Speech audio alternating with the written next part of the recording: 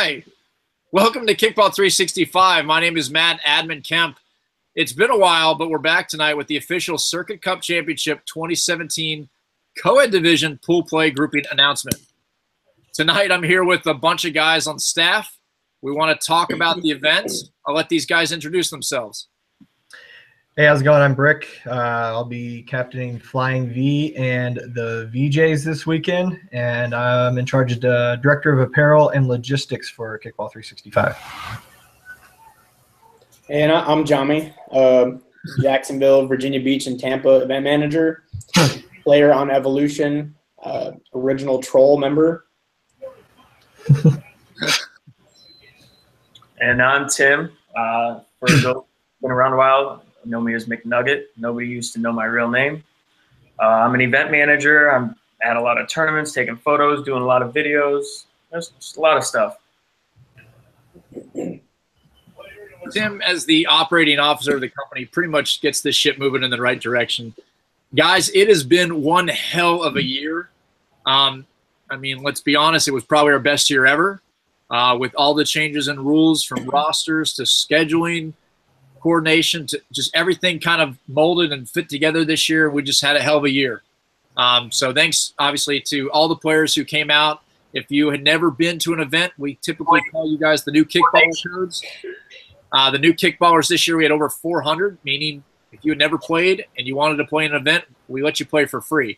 Every team has that option, so if you've never heard of that, please let us know. And if you're watching this and going, what the heck is kickball and competitive kickball? Check us. Our events will be posted in 2018 later this year. If you look behind me, you might see the schedule. And if you look behind Tim, I'm just kidding. We're not going to show the schedule tonight. But wanted to say thank you. Circuit Cup Championship, it's 7th year. It is our national championship. We allow anybody to compete as long as you register on time and have enough players to come out and you attend one circuit event, you can qualify for the cup. So, you know, again, 40 teams on Saturday for the co-ed division. 24 on Sunday. We're going to hand out prize pools for the first place, second place, and final 4 teams. First place on Saturday, because of the number of teams, is $10,000 plus a phenomenal championship trophy. And then on Sunday, due to the number of teams, we're going to hand out a cash prize of $7,000. And again, second and the 2 final 4 teams will also receive cash prizes. Want to quickly thank our sponsors for the Circuit Cup Championship. First and foremost, we've got Brick here tonight. So Kickball Stuff is a champion. And actually, Brick will be talking about what to expect when you get to Austin as far as Kickball Stuff gear, what they're going to sell on site. We'll let Brick get to that. I want to thank Lyft. If you've never ridden on a ride share, we encourage you to do so in Austin. So if you've got a Lyft account but your buddy doesn't, give them the code. It's Kickball365. You'll get $10 off your ride. Use it. Don't drive drunk. Get a sober ride. Prep Scholar. Prep Scholar is a GMAT service that is the only GMAT course designed to actually help customize your training program to get ready to take the GMAT. We're going to give out a free GMAT course on Friday at the meet and greet worth $350. So find us, get a raffle ticket. You'll have a blast. And last but not least, Coupon Corner, Quick Corner. Coupon Corner is going to be joining us at the concession stand. And then we're also going to be selling, they're online right now. We've got kickball socks. We want to try it out. A lot of people ask us for circuit socks. So we've got them in black. You can buy them on the website right now. We're a limited supply, and they will be on sale at the concession stand / HQ10. So again, we got 1,000+ kickballers playing this weekend. We've got awesome sponsors. It's Austin, Texas. So with that, I'm going to turn it over to Tim, who's going to walk us through other things to expect from the event. Sure. So for those who've been to Austin before, it's a pretty gnarly city as far as parties go.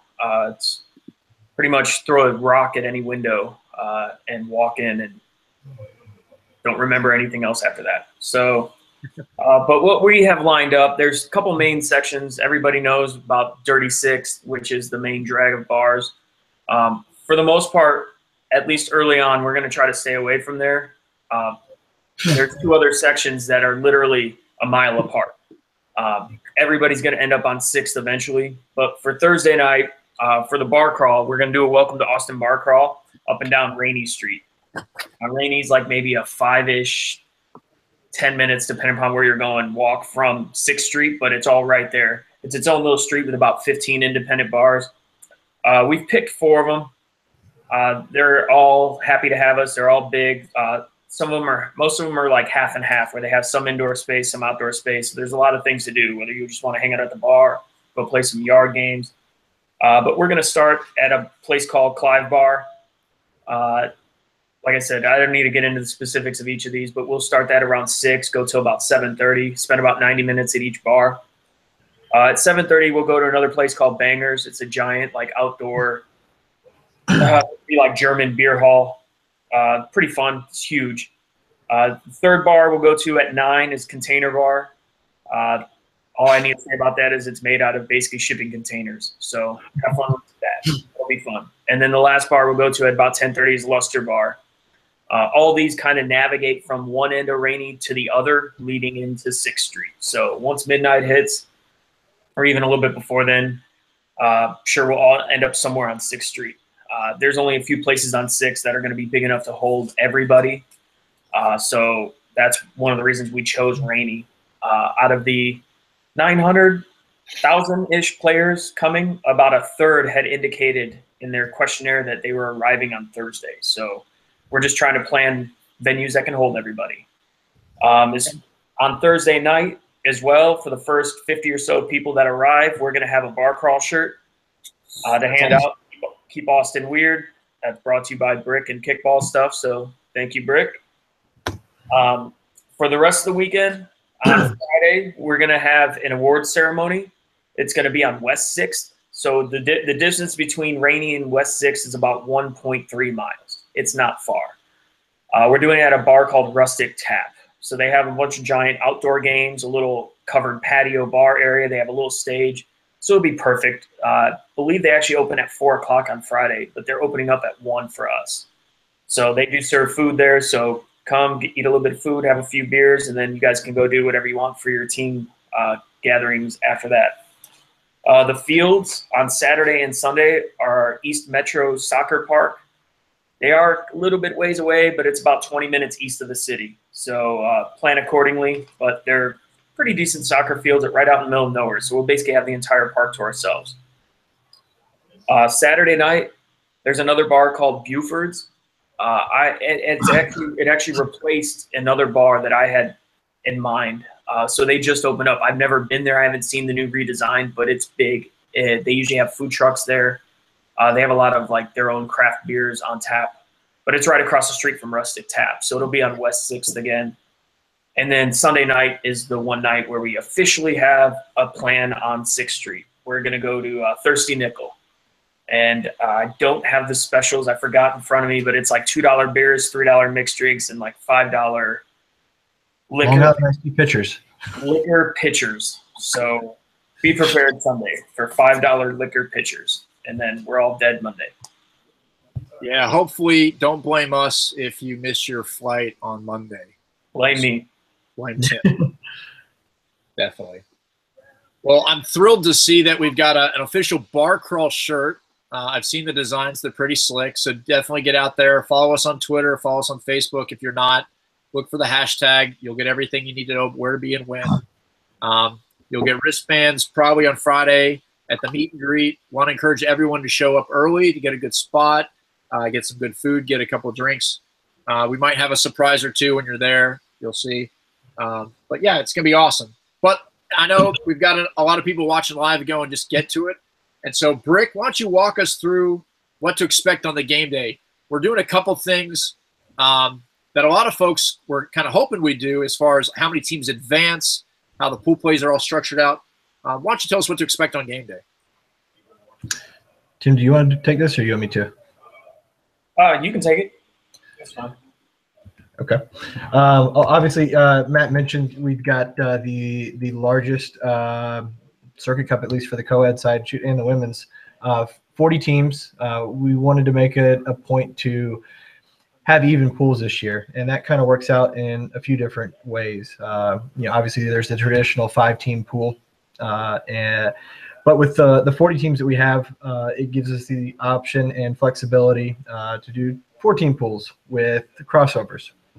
So I know we've kind of touched on that a little bit, but what that allows us to do basically is run pool play an hour quicker. It gives us a little extra time for elims games, which will be advancing 24 this year. So the top 8 teams will get a bye. The bottom 16 will have a play-in round. And that's pretty much it. I mean, everybody enjoys more kickball, and we wanted to definitely reward the people for traveling by trying to get as many teams advanced as possible. Phenomenal. Awesome. You want to touch on what we're going to expect at the Kickball Stuff tent? Yeah, so the 2 of the main sponsors, obviously, of the event, Kickball Stuff, as well as the Coupon Corner, will be there. Bundy's going to be running a concessions per se with his normal get up, and then we'll have the Kickball Stuff. I'll be assisted by Sean Tadgel, who won't be playing. He will be taking over the Kickball Stuff tent for the weekend. We'll have some new gear, and if all goes according to plan and Customs does not hold up our latest shipment of balls, we should have balls for sale for the weekend. Looking to bring at least a couple cases out there. So try to get there early. We're going to try to pump up a few extra for you guys so that it makes it real easy and you can get going. Yeah, safe to say that we've heard you out and clear. We're no longer going to be putting in small orders to our supplier. We've made a very large purchase this year. So if you don't get your hands on a ball at the Cup, but you want some for the off season, you want a Christmas holiday present, look up Kickball Stuff's website. You'll be good to go.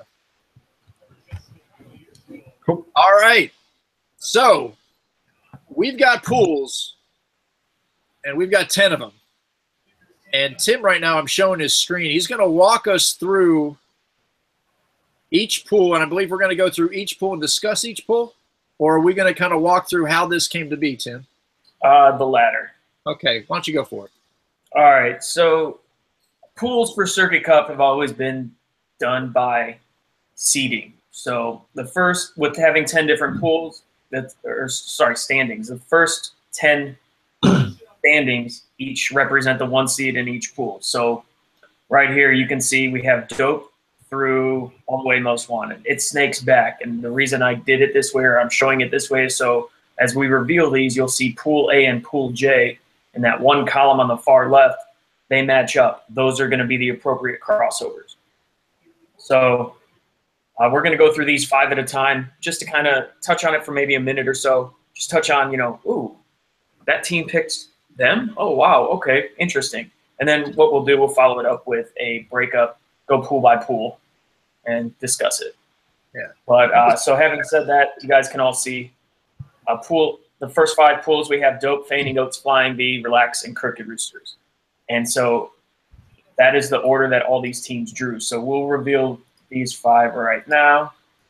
Boom. So, right, it's a little interesting pretty quick. But so you have right there in Pool A, Dope selecting Lot Lizards. I think a lot of us kind of expected that. Pool B, the Feigning Goats select Second Line Crew. Brick, you picked Pitch Intense. Anything you want to say on that one? I thought I picked Sofa. No, I'm kidding. That's a joke. Yeah, no. Redraw. Pitch Intense. You took a team that we just played recently in Vegas and seemed to match up pretty well against. So, according to what else was out there, it was the safe pick. Yep. And then with the 4th pick, Relax took a shocker and went local and picked Big D. Wow. Coming fresh off that's the first surprise for sure, especially coming fresh off the Founders Cup win. Yeah, it'll be interesting to see those 2 teams playing against each other rather than with each other. Maybe it'll be a 4-3 game. Split that 7-0.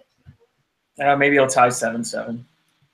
Never know. And then lastly, Crooked Roosters, they picked 15. So moving on, the next 5 picks in order would go in reverse order. So Sitch picks, then Shockwave, then Gordon Bombays, then Cowtown, and Most Wanted is left with the last team. So the way that shook out was Wow. Sitch picking Brolo. Wow. I know they had a pretty close matchup recently. I think Nashville. I don't know if they played again recently. more recent than that, but it's a pretty interesting one. Another one that really stood out to me was Shockwave picking Sofa. You guys have any thoughts on that? I wonder if that's, more of a – I don't think Shockwave and Sofa have ever played except for – do they play finals of a West Coast event when Sofa traveled west a few years ago? Like 3 years ago. Yeah. So I can see them staying away from Dibs. Dibs just beat them in Vegas, and I want to say either they had a close game or Dibs might be 2-0 the last time they played them. So I can understand them staying away from Dibs, and then sick Hammerheads. I mean, no one really wants to play them. So Sofa probably seemed like the safe choice as far as where they were picking there. Yep. The next one we have Bombay's picking Dibs. My thought on that one personally, I was kind of surprised, but then I started thinking about it. I was like, oh, Bombay's is a kicking team. They just want to keep it away from Grapham. Yeah. Interesting. And then you got Cowtown over there, probably wanting to challenge himself with Sick. Everybody keeps saying, who have you played? This gives them a chance to get a marquee win right there by playing Sick. So I know Cowtown's got their full team, and they got a couple guys that are pretty fired up about not getting much respect. So that could be my game of between 1 and 2s to watch right there. I think that's probably going to create the best matchup and probably the most intense game. Yeah, and I think most wanted Hammerheads in the last column is pretty intriguing too. Cause I don't know if they've played since then, but there was a South Florida Kickball Open a couple years ago where they had a game go into accuracy. So I think that's a good matchup. All right. Anybody thoughts? Moving on? Yeah, moving on. All right. The next 5 they get to pick, it goes snakes back around. So Hammerheads gets to pick, then Sick, then Dibs, and so on. And Hammerheads wouldn't have known that Most Wanted picked them, correct? Right. Hammerheads would not have known. Nobody. That's one of the reasons to keep it the way it is. Otherwise, if we wait round by round, it's going to take 2-3 days to get each bid done. So yeah, I think a lot of the captains tend to be aware of how this works, but not the average player. So thanks for clearing that up. Yeah, I mean, some people might say, "Oh, I know I am. I think I'm going to get picked here. I'm going to pick accordingly," and then it doesn't work out that way. So the next 5 end up being right here. So it kind of shakes out somewhat as expected. Hammerheads picking Bojangles, local Texas team. Yeah. Anybody thoughts? Yeah, I mean, Bojangles had an interesting year. Ended up being, I guess 3 events they attended, 32nd in the country. Not a winning record, but they're not bad. They're local. They should feel at home. They're not traveling, so hopefully they'll be fresh from the bar. Yeah, last tournament, or the tournament they had the most success in earlier in the year was the Dallas tournament. I'm pretty sure they had a pretty deep run there, at least for their I guess resume. And with this being kind of in the backyard, it could be a tough kind of trap game right there. You never know with those guys. They always travel. They travel light. Be curious to see what they have with a full roster. And then leading the next one, Sick picked Walk of Shame, which was actually one of the more truthful ones that was posted online when everybody was asking who picked it. Yeah. So sorry, Dre, you do get Sick, unfortunately. But that also makes an interesting matchup there with Cowtown, Battle of Texas. So much pride there. I could see them wanting an upset more than anything. Even if they somehow went 1 and 3, they would just head on that one if they could do it. I was gonna say I saw the Cowtown Walk of Shame game in Denver, and went to extras. I believe it went to extras. Real close game. If Walk of Shame had maybe played a short ball a little differently, it would have actually gone Walk of Shame's way in that game. So that was when Cowtown was #1 seed, and Walk of Shame barely squeaked in there as a 16 seed. So that could be a motivation game for those guys to try to finish the job they almost completed in Denver. So that'd be an interesting matchup right there. With the next pick, you have Dibs picking Brew Crew Cartel. One thing I will touch on in this real quick, one of the reasons after much deliberation we decided to go with bin draw was just because of the overwhelming amount of regional matchups there were. Doing it this way doesn't necessarily guarantee you won't get any of these, but it does help. There was about half as many regional matchups as we had before. Unfortunately, this produces one of them with Bombay's and Brew Crew Cartel, and I believe they did play recently, but this should be an interesting pool so far. Yeah. Sofa picks Slump Busters, local team out of Austin with a few grandfathered Florida players. Anybody have thoughts there? Yeah, Slump Busters played us tough early in the beginning of the year. Their pitcher can be effective. He's got an interesting topspin pitch. Shockwave's got a lot of speeds. Sofa, their offense can be good, but I'd be curious to see how they stack up. But Slump Busters not an easy out at all. Yeah, and then the last pool, Brola picks Juice Heads.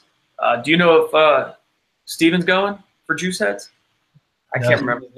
Steven's not going. Oh, I was gonna say that would be the pitcher's pool so far. Yeah, they picked up Toby from Cat 5 as one of their pitchers, and they're kind of, according to Mike, they're going at it pitcher by committee. So yeah, oldest pitcher by committee. I think it's by age. Yeah. Well, because John Simon joined that team too. Yep. So. I'm always pulling for the Juice Heads, so hope to see an upset there, definitely. All right, moving on. After this, it snakes back around, so 15 picks first, then Big D, then Pitch Intense, and so on. So the way this one shook out, this was the interesting one for me, for sure. 15 picking Hazard, but knowing Brett Lato, he's the guy that wants to keep his squad pretty tested. What do you guys think? Yeah, that's an interesting pick there. Hazard, I would say, is one of the top 2, maybe 3 teams in that pool. To see them go middle of the round is pretty surprising. Only thing I can think of is Hazard's more of a kicking team. They've got speed at the top, but maybe Brett feels a little better with a kicking team. With his defense. So he's a pretty analytical guy. There's a reason he had Hazard in the middle there, and we'll probably figure that out on game day. Well, they've got a lot to prove after Atlanta. They kind of shit the bed pretty bad. So they're also coming out of Founders Cup as one of the only teams to go undefeated in the pool. Yeah. Or I should say 4-0. So now they got to figure out what they really are. Are they a team that Atlanta, or are they a team that goes 4-0 in pool play like Vegas, but then flames out in the first round? Hopefully they can put all of it together and finish a pretty solid year for a fairly new team that Amanda and Eric put together there. So would be happy to see those guys do well. Next pick, we have Big D picking Blackout. That's Blackout had a pretty decent year. They're like 8-22 or something, ranked kind of down the chain. Vast majority of those wins came at the last tournament. Yeah.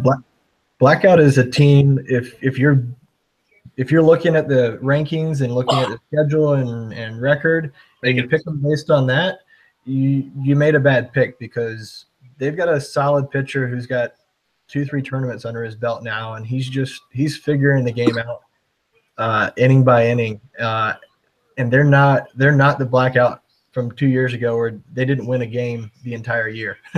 They're putting it together. They play with a lot of heart and a lot of passion, and I think they're still obviously overmatched by Relax and Big D, but they're not going to quit in any game, and you can't take them lightly. That's for sure. They're trending upwards. They're going the complete opposite direction Hazard is in circuit.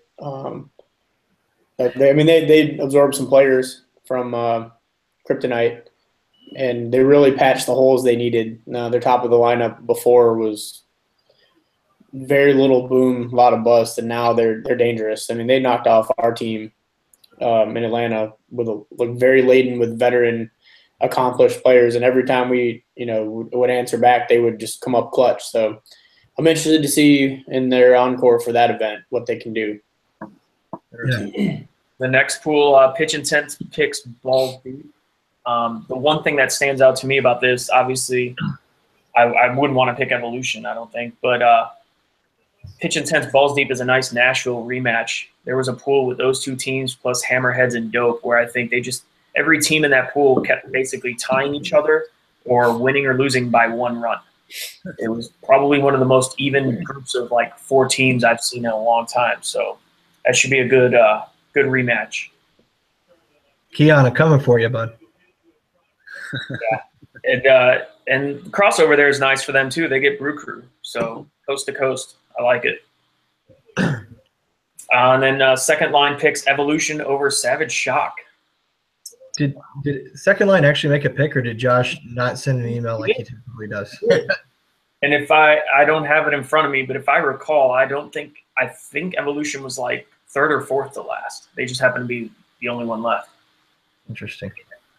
That's yeah. Most people would probably expect Evolution to be the last team there. So more so than second line pick in Evolution, I would say Dope lucks out and almost gets a bonus pick there by not having Evolution fall in their lap. Not to say Savage Shock is not a good team, but if I had the choice of the two, I'd pick to play Savage Shock too. So that kind of is a nice little free gift for the number 1 seed. Yeah, Savage Shock's coming off a pretty good tournament in Virginia Beach, for sure. And yes. I think I can't remember. But yeah. And after, what was that? He said that Final Four in Virginia Beach, they beat Sitch to get there. So yeah, they are. All right, so this does snake back around. So it starts again with Savage Shock. We'll end with Hazard. We'll go another 5. So the way these picks went, Savage Shock picked Cyanide. Wow. It's a local matchup. I don't know if they were going for the fact that Cyanide is struggling because they lost 2 girls, 1 to injury and 1 to pregnancy, I guess. So they went from 5 to 3 literally overnight. So we've been working with them, and I believe just saw an email come through. They got their 4th. So we're doing everything we can to help them out. So I think Savage Shock was just definitely looking at that as a hindrance. Evolution picks South Bay Sonics. What do you guys think? That's about I think the most long distance matchup in this tournament. Well, so I sent in the picks. They were our number 1 choice for a couple reasons. One, I haven't really got a chance to see most of the teams in this tier. I mean, I was obviously there were a couple teams in this tier that I was trying to stay away from that you'll see later. But I had a chance to ref a couple games for South Bay Sonics in Denver, and so I got a good look at them. So compared to the other 4 teams that are shown here in this pick, I've seen them the most. And it's always nice to play against Storm Stillman. So figured somebody that I can talk some crap to without them taking it personally. All right, next we have Balls Deep. They picked H-Town Kickaholics. Speed pick speed. I don't know anything about them. Where are they even from? H-Town. H-Town. Houston. Come on. Gotcha. Good work. Fun research. Yeah, no, I do think that'll be a fun speed to speed. H-Town's going to have a full squad. I think they have 16 on their roster, if I'm not mistaken. But yeah, curious to see. I know they haven't played most of the year. They basically qualified at the first event. And so we're basically now seeing them for the next time. Wow. Blackout, they picked Wales, which unfortunately makes the Central Texas pool complete. Wales is a local Austin team that usually plays in whatever event we have in April, whether it's Austin or Dallas. Anybody? Thoughts? Yeah. I don't know too much about Wales. I believe I reffed one of their games 2 years ago. 2 of their games, but they were brand new. I believe they again, looking at record as an indicator with one event for the last year or 2. Yeah, they played one event. Yeah, 1-7. They just need the experience. It'll be a tough pool. That's for sure. Yep. And then Hazard picked Guns and Oil, also from Houston. That's a very diverse pool E over there. Yeah. Arizona, New Orleans, Florida, Texas. Right, we got one right. Yeah. I think Guns and Oil is coming off a few positivity boosts playing as an availables team in Georgia where they picked up some veterans. And then coming off of the Founders Cup, they played in the Open. Anytime that you can go like 3-0 or 4-0 in one of those tournaments, it's just definitely a morale booster. Even if it's not the same level you'll see here. So nothing but positive things. I think they're on the up and up. So hopefully they can piece it together for this. And then lastly, this will start back around with Juice Heads picking, then Slump Busters, all the way to Bojangles. The reveal here. Juice Heads pick Wide Open out of Oklahoma City. Mr. Spiegel. Yes. Yeah, we got that pulled up too. I think the most interesting thing that stands out there is Wide Open did play Sitch and maybe Brola. I can't remember. I think it was both of them in Nashville. Yep. And if I remember it serves me correct, I think they almost beat Sitch, or it was an extremely close game. So curious to see how they handle the rematch. Well, at least we got we should just rename Pool G to Pool S. That's just Pool S. Yep. That'll work. That'll be tough. That's a tough pool right there, Pool G. It is. Strike Force coming in seated low, like usual, only attended one event, but they were seated pretty low last year and came out with a 3-1 record, I believe. And you can never count out a McMullen-led team. I think he's going to be charging for his 18th or 19th year now. One day he'll hang him up, but it doesn't appear. Without again, a 4 seed that you really can't count out there. Shoot, there's a few 4 seeds here that could easily be 2 or 3 if they'd gotten a couple more events. So kind of interesting to see those shaking out there. Yeah, I don't have the points in front of me, but what's separating them, a lot of these teams, especially bin to bin, is literally just maybe one more win at whatever they attended. That's sometimes all it means to just jump ahead a couple of 100 points. So it is kind of crazy. But Strike Force did attend one event, but like Rick said, they came out 3-1 last year, surprised a lot of people. You can never count them out. Brew Crew, they pick Rage out of Florida. Jimmy, you have any thoughts on Rage? They're kind of local. Yeah, we're actually practicing with them on Saturday. I know that they're not coming full strength, unfortunately. They had an injury that's kind of lingered all year, and they had a temper tantrum. And one thing leads to another, and they're still coming. And I know they're ready to play hard. Everybody that's going to be there really cares, and they're all still good players. And Rage has had found a little more success this year. So I think they'll be. I think they're going to sneak in an upset.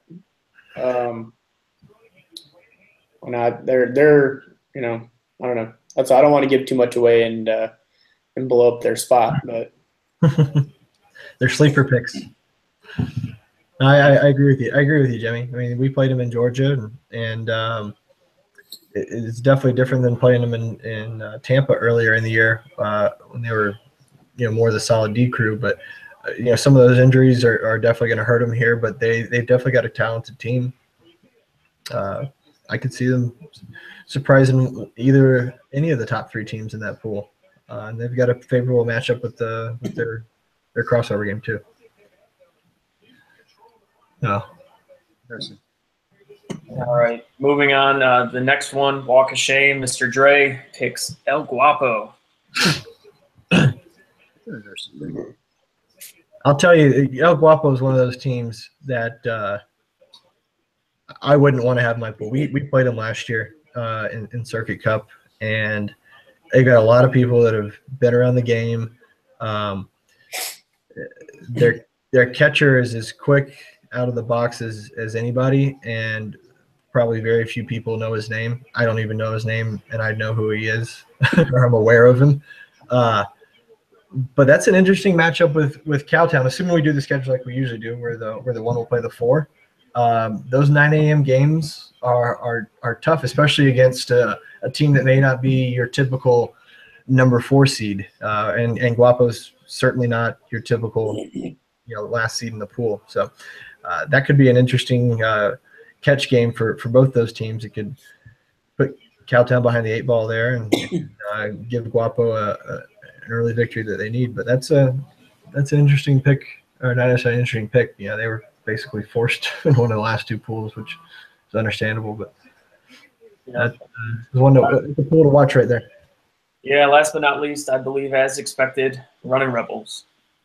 Yeah, Rebels being a 4 seed or the 4th slot in that pool is just I'd be afraid. They're good. They just had a pretty decent showing at Founders Cup. I know they're fired up. They had a pretty good year. I mean, they only went to like 1 event, but don't judge them on that 1 circuit event. They play constantly throughout the year. They play in Club Waka. They play in Gooba. They play in our stuff. Well, I mean, we can fairly judge them on that 1 event because they made the Final 4. Yeah. They knocked off Hammerheads in their home event, and they made a good run. Yeah, fast. So, yeah, I mean, that's probably them being technically the lowest seed. Yeah, is just insane. That was the team I referenced, and I was like, I'm just glad we didn't have to end up with them. And Running Rebels is coming off being seeded 4th in their Founders Cup pool and winning the pool. So we'll see if they can turn the tides again and come out from behind the rankings. And I mean, it's a favorable pool. They match up well against Hammerheads, and again, that 9 a.m. game with Rebels and Most Wanted, could be a trap game for Most Wanted too. So I think the schedule plays out fairly for them, and they could definitely use that to their advantage here. Yeah. Wow, Tim, we got one hell of a schedule. Should be fun. Should be a lot of fun. Well, if you're at home and you're taking screenshots, we've noticed most of the live viewers have dropped off, so you got your pools, now you're talking to your teams about it. We're going to spend a couple minutes kind of just talking through what we've got in front of us. I got 3 categories. We'll kind of go around the horn and have a quick discussion because I think a lot of folks have been talking about this on the Facebook event page and some of the various groups that are out there that are passionate about circuit kickball. How about this, guys? Highest seed team that will not make it out of pool play. Now, again, you got 24 teams advancing. So, one of the arguments, discussion points, I should say, is why would you advance 24 over 16? Tim made a very good point on Facebook and in other venues. A 3-0-1 team might not advance if we only advance 16 teams, and we didn't think that was fair. And we think this is by far we are where the kickballers go to compete. This is the toughest kickball tournament in the entire nation for the year. So having 24 advances is going to be stellar. But of all these teams, highest seeds, based on what you got in front of us, who's not going to make it out of pool play? Relax. Wow. Please educate it. Yeah. Well, they're missing Zach. They're missing Bez. They're missing all those big D players. That's not the same team that just won Founders Cup. I mean, they're going to match up against Shockwave. I think Shockwave takes that one. I think they lose to Big D, and I think Blackout upsets the 1 seed in their pool. And so I'm picking Relax. I go 1-3. It's not a bad pick. Not a bad one. Brickford as captain of Flying V with pitch and tennis balls deep in H-Town. I'm assuming it's not you, but who would you pick as the high seed not to advance out of pool play? Shoot, I was going to surprise you. I might actually pick ourselves. We have a few wild cards that if they don't hit, maybe we won't make it out of pool play.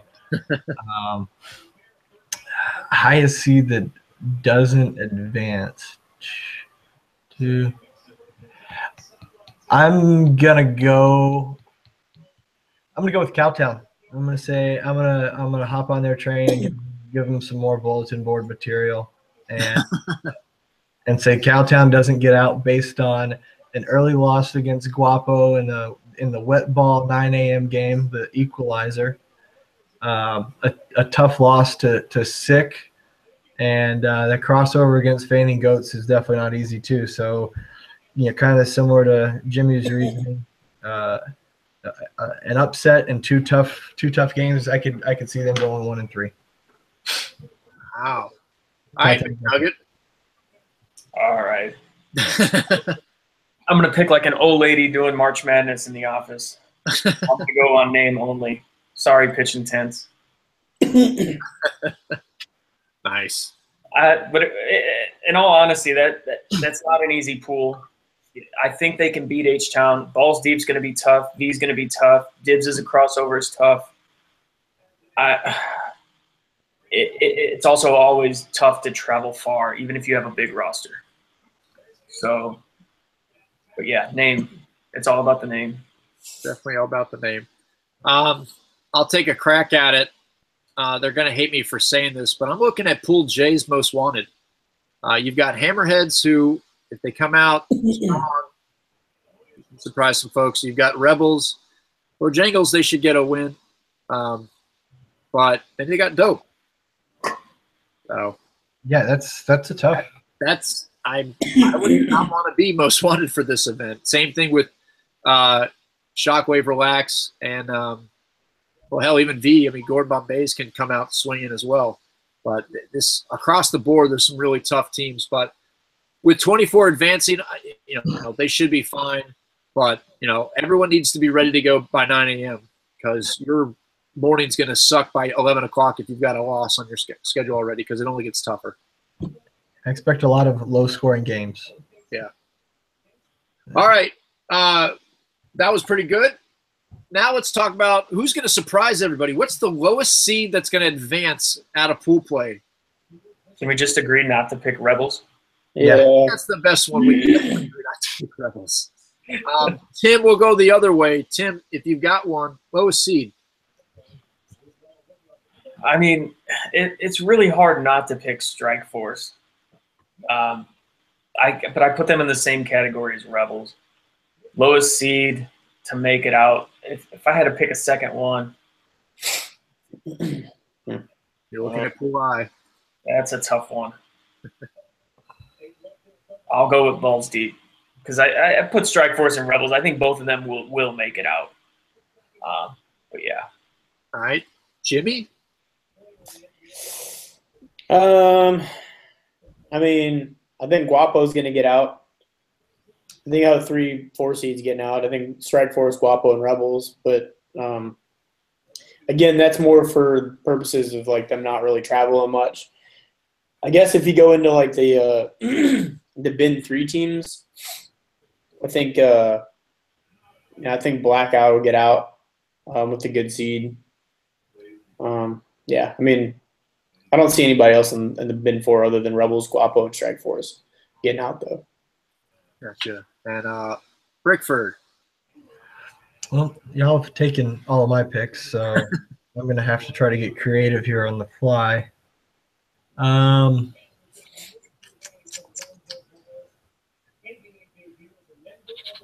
gonna go with Rage. I like their crossover, and the 3 teams they play above them: Brew Crew, Dibs, Bombays, all fairly similar teams. So they'll get 3 cracks at basically beating at least one of them, and I think they surprise one of them. So 2-2 should get you out, and Rage is going to be my pick for lowest seed team that makes elims. Nice. Well, all right, I'll get to this last category.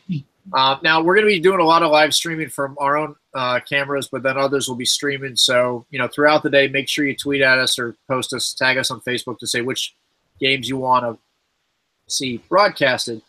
Pool play's got a lot of really good matchups, but I got to ask, who's going to be the biggest upset in the morning? Between the crossovers or just throughout the rounds. I'm going to nix out Relax and Shockwave, but Of all the games going on in pool play, what do you think is going to be the biggest upset that folks aren't talking about right now, and they will be tomorrow? Jimmy, we'll start with you. Oh, geez. I know that he's going to hate me for it, especially with some recent comments, but I think the Juice Heads are going to slip up and lose to Wide Open in pool play. That's kind of a bigger name going down. I don't think they know anything about Wide Open. I don't know much about Wide Open, but they're a different team without Steven. So I just it's kind of like their one last hurrah. It's either I think Juice Heads either gonna make a huge run or they're gonna just get bounced early. And I just don't know if they got it in them without an ace. So take Wide Open over Juice Heads. All right, Brickford, we'll jump over to you. Biggest upset pick of the day in the pool play round. Jimmy kind of touched on it earlier, and I had it written down from the beginning. But my biggest upset is Blackout over Relax. I really see that happening. They're missing Zach. They do have some pieces that can fill in there with Tom at the top of the lineup, but that in turn will end up hurting their back and middle. And like I said, Blackout's playing with a lot of fire right now, and I can easily see them with their pitcher. Old Johnny Kickball holding down the hot corner, upsetting a team that made the Final Four last year. So there's my pick. All right, McNugget. Mine's actually I'm looking at a crossover game. I don't know why it stands out, but second line over Sick. It's a weird one, but I just think like if second line just doesn't have as good of a day and Sick goes into that game like 3-0, they may sleep on him a little bit. And I just look at second line like Josh is never not chirping on the sidelines with 2 claps and a Ric Flair. So even if they somehow go into that game 0-3 or even 1-2, like he's going to keep that team fully positive walking into a team that might be 3-0 and just we can beat them. And I know Brick can attest. I think I reffed the game. It was in Nashville. Like, you can't sleep on them. No, I had to start coaching again. It was weird. But, yeah, close 3-2 win over there. And yeah, they're an unconventional team that can get hot at any moment. They got a lot of quick players, so they can put up some runs. That's a good pick because I was on the availables team with Corey and Gabe in Atlanta. We played second line in our pool, and the first time through the lineup, they were, they had some base runners. Josh is their leadoff. He's a really good bunter. He's probably one of the most underrated bunters in the circuit. So they've seen Corey. I don't know if Corey will pitch against them or not, but that would give them some confidence at least. I would agree that's possible. Interesting. All right, guys, so I'll pull it back up. You're going to get 4 hours of pool play. You'll get a little break. Hopefully you don't eat Subway. And after you're done with your Subway and you're ready to go and you walk over your fields, we're going to have to ask you to play an elimination round. If you got to buy, you get another hour break. When it's all said and done, hopefully around 7, 8, and 9 o'clock, depending on all the elimination games, there's going to be a Final Four, and there's eventually going to be a winner. I want to go to each one of you. I'll give you a couple seconds to kind of think through it, to write it down. But I want you to give me your Final Four, and I want you to give me your champion on who's going to face off in the championship game. So we've seen a bunch of teams dominate this year. Stitch ended up winning as far as top-ranked team. You've got another team, a lot of teams that impressed the standings with Crooked Roosters, Goats as well, Relax from earlier in the year. Some teams that didn't travel as much with Shockwave and Rebels, Brew Crew and Strike. All these teams are where they are now because of where they went and how they performed at their events. But when it all comes down to it, this is the only event that really matters. So who's going to walk away with $10,000? Give me your Final Four and then championship round and who's going to win. Who wants to go first? Amongst yourselves. Brickford? Sure. I'm going to turn to you. first. You look like you're ready. Yep. All right. So Final Four. I'm going to start out with my hot pick of the tournament and say Shockwave makes the Final Four because they play really good when Tremaine's on the field. And since he's been back, since Tremaine's been back, he's played on 3 teams that made the finals and 1 that made the Final Four. So Shockwave, Sick will find a way to get over the over the hump and into the Final Four. I know they've got some unfinished business losing there last year to Hammerhead. So they've got the talent to get back there. I'm going to go with I really think these guys are figuring it out, and I see them practicing when we're not every Tuesday. So I'm going to say Dope makes the Final Four. Fresh off a GKO win. And I'm going to go with a little bit of an upset here and say – actually, no, I don't want to pick them because I don't think they're that good. I'm going to go with us, V, because we seem to show up at these tournaments. So I'll put us in there facing off against Dope in the Final Four. And I got a finals matchup of V versus Sick, and next year I get to update my tagline to say quack to quack to quack. So repeat there. Clever. There's my pick. I appreciate that. That's pretty good. All right. McNugget looks like he's in deep thought. Jimmy, what do you got? All right. Let me see here. I'm going to go ahead and say I agree with Brick. Shockwave's recent success. They've been playing really well. I'm going to put them in the Final Four.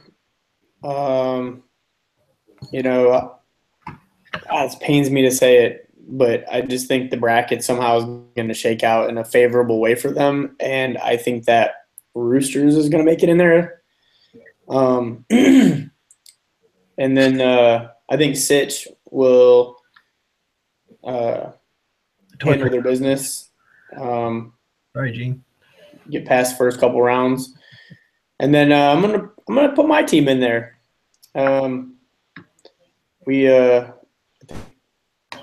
Nobody's talking about us. I think we've been humbled since our one circuit win way back when, and we've been working hard. So I think I'm gonna throw us in there. I think I've got us versus Roosters in the Final Four, the battle of the kicking teams, and Shockwave versus Sitch. So I'm going to have us playing Shockwave in the finals, and I think Shockwave's going to finally get over the hump and win their first circuit tournament. Or circuit championship, sorry. It's like, I kind of kicked ass a couple years ago. Yeah. It's the first circuit cup.